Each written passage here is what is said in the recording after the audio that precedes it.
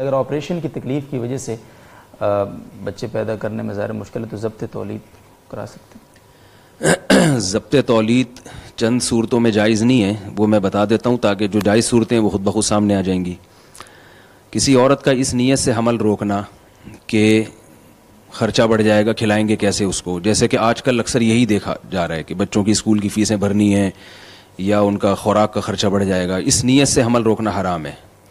قرآن مجید میں صاف ہے، نحن نرزقکم وإیاہم، ہم تم کو بھی رزق دیں گے ان کو بھی. اور رزق کا مطلب صرف روٹی نہیں ہوتا، زندگی گزارنے کے جتنے ضروری لوازمات ہیں وہ رزق مفہوم میں داخل ہیں. تو بچہ جب دنیا میں آتا ہے تو اللہ کی مخلوق پہلے ہے، والدین کی اولاد بعد میں ہے. تو اس نیت سے اگر کوئی حمل روکے گا تو وہ حرام ہے، ناجائز ہے. دوسری صورت یہ ہے کہ بچوں کو عار سمجھا جائے، جیسے آج کل فیملی پلاننگ والوں نے یہ معاشرے میں ایک اس طرح کی جو ہے نا وہ کلچر کو فروغ دیا ہے کہ جس کے زیادہ بچے ہوں وہ شرماتا ہے اپنے بچوں کی تعداد بتاتے ہوئے. خواتین بھی اس عورت کا مذاق اڑاتی ہیں، تمہارے 8 بچے ہیں، تمہارے 9 بچے ہیں. تو جبکہ رسول اللہ صلی اللہ علیہ وسلم نے اولاد کی کثرت کو قابل فخر قرار دیا. فإنی اباہی بکم الامم، فرمایا میں کثرت پہ فخر کروں گا. تو جو چیز قابل فخر تھی اس کو قابل ذلت سمجھنا یہ شریعت کا گویا مذاق ہے. اور قرآن مجید میں بھی اللہ نے پچھلی امتوں سے وعدے کیے ہیں کہ تم اگر نیک اعمال کرو گے میں تمہیں کثرت سے اولاد دوں گا.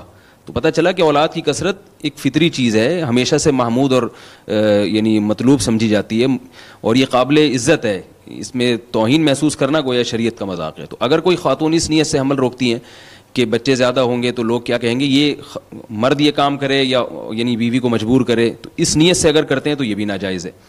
تیسری چیز جو آج کل ایک بیان کی جاتی ہے، بچوں کی تربیت نہیں ہوتی، لوگ کہتے ہیں بچے پالنا مشکل ہے. تو یہاں یہ بات یاد رکھیں، تربیت اور تعلیم میں فرق ہے. لوگ ان دونوں چیزوں کو خلط کر دیتے ہیں. لوگ کہتے ہیں چونکہ ہمارے بچے زیادہ ہوں گے تو ہم زیادہ فیسیں نہیں افورڈ کر سکے تو بچے گورنمنٹ کے اسکولوں میں پڑھیں گے تو وہ پڑھائی صحیح نہیں ہوگی اور ایسے ہوگا ویسے ہوگا، تو لہذا بچوں کی صحیح تربیت نہیں ہوتی. دو چیزوں کو خلط ملط کر رہے ہوتے ہیں. تربیت الگ چیز ہے اور تعلیم الگ چیز ہے. تو یہ باقاعدہ ماہرین نفسیات کہتے ہیں کہ بچے کے قریب العمر اگر کوئی بھائی یا بہن ہو تو اس بچے کی تربیت زیادہ اچھی ہوتی ہے. اور حضرت مفتی رشید احمد صاحب رحمہ اللہ تعالیٰ نے اصل فتاوی میں بڑی مضبوط دلائل دیے ہیں اس پر، اور یہ ثابت کیا ہے کہ بچوں کو جتنی ماں باپ کی ضرورت ہوتی ہے نا، بہن بھائیوں کی بھی اتنی ہی ضرورت ہوتی ہے. اور لاشعوری طور پر بہن بھائی ایک دوسرے کی ایسی تربیت کر رہے ہوتے ہیں جو والدین نہیں کرتے.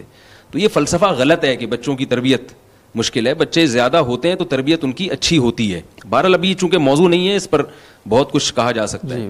تو یہ تیسری چیز ہے. اس نیت سے حمل روکنا یہ بھی بیوقوفی ہے کہ تربیت نہیں ہو سکے گی. پہلے تو بچوں 8 8 9 9 10 10 12 12 بچے ہوتے تھے، ماشاءاللہ سب کی تربیت ہو جاتی تھی. اب جو ہے وہ 1 2 بچے ہوتے ہیں، وہ لاڈ پیار میں بگڑ جاتے ہیں. چوتھی چیز کیا ہے، یعنی یہ تو وہ 3 چیزیں ہیں جن کی وجہ سے حمل روکنا غلط ہے.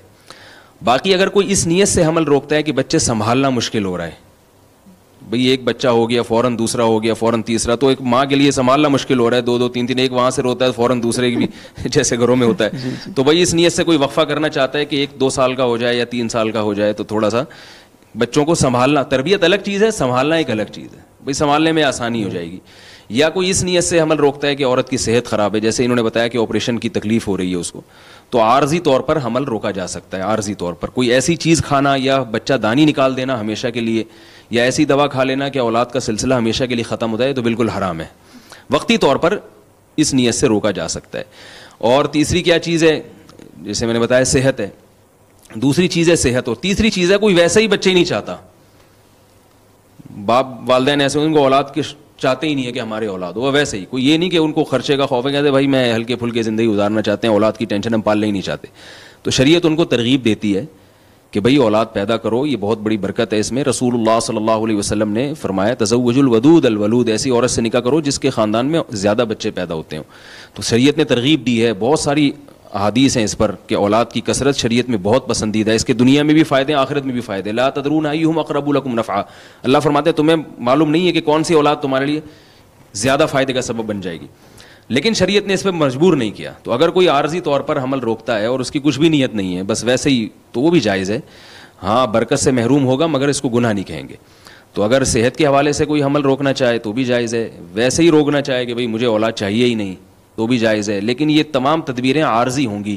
دائمی تدبیر اختیار کرنا، جیسے مرد نس بندی کر لیتے ہیں، یہ بھی حرام ہے. یا عورت بچہ دانی ہی نکلوا دے یہ بھی حرام ہے.